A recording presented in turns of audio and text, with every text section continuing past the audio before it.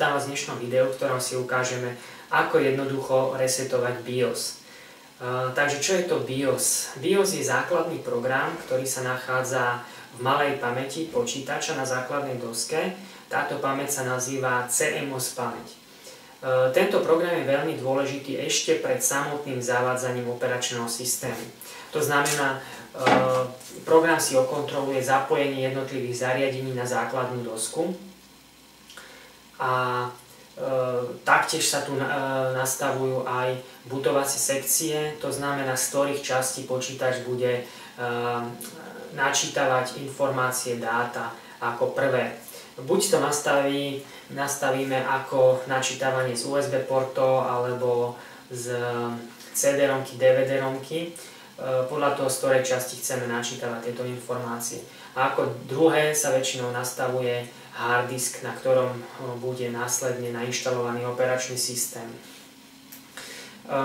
V BIOSe sú aj iné informácie, ktoré sa týkajú predovšetkým procesora, teploty procesora, rýchlosti otáčok, ventilátora a tak ďalej. Čiže nejaké základné informácie, ktoré sú taktiež dôležité vedieť, najmä keď sú nejaké poruchy s počítačom. Ďalej je tu nastavenie dátumu a času. Keď toto nastavenie tohto dátumu a času nie je správne, tak sa to odrazí aj v operačnom systéme. Taktiež bývajú problémy s tým, že mnohí užívateľia internetového prehliadača, napríklad od Google, majú potom problémy načítavať nejaké stránky, napríklad na Facebooku a tak ďalej, keď nie je zosúladený čas.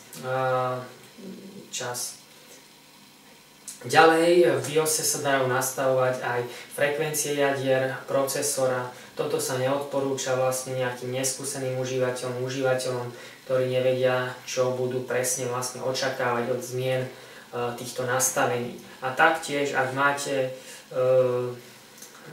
základnú dosku alebo procesor ešte v záruke, sa tiež neodporúčajú tieto úkony vlastne prevádzať. Takže to by bolo tak v skratke, čo je to BIOS. A prečo ešte BIOS vedieť resetovať? Resetovanie BIOSu nám mnohokrát môže pomôcť vyriešiť nejaké problémy s počítačom. Niekedy sa nám môže stať, že počítač nedokáže načítať operačný systém, nedostane sa ani len k tomu kroku, aby začal načítavať operačný systém. Vtedy môže pomôcť, ak resetujeme BIOS. Taktiež tieto úkony využívajú najmä užívateľia, ktorí taktujú procesory a chcú jednoducho rýchlo obnoviť nejaké továrenské nastavenia tohto BIOSu. Ak dochádza k nejakým nezrovnalostiam v systéme, systém je nestabilný, tak to jednoducho obnovia týmto resetovaním. Resetovať BIOS môžeme v troch základných krokoch, to znamená ako v tom samotnom hardvére, keď nedokážeme spustiť počítač k ďalším krokom, čiže by sme sa nedostali ani k samotnému BIOSu pri stláčaní tlačidla delete. Takže vyberieme napríklad batériu CMOS, alebo taktiež prepojíme jumper, väčšinou sa označuje jumper číslo 1, ale tu je veľmi dôležité si to pozrieť aj na nejakom tom manuáli k základnej doske.